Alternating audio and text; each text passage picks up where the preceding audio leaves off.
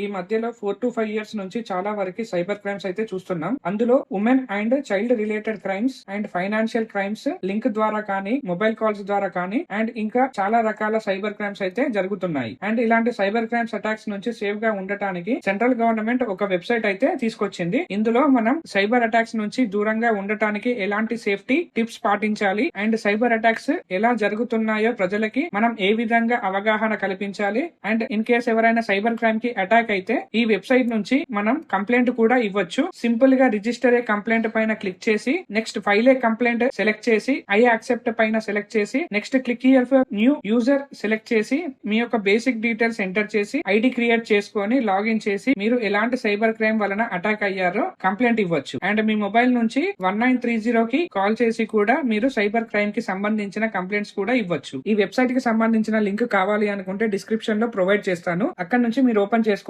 Complaints అయితే ఇచ్చేసుకోండి. And ఈ information కనుక మీకు వర్త్ అనిపిస్తే ఇప్పుడే ఛానల్ ని సబ్స్క్రైబ్ చేసి లైక్ అండ్ షేర్ చేయండి తప్పకుండా. Thanks for watching.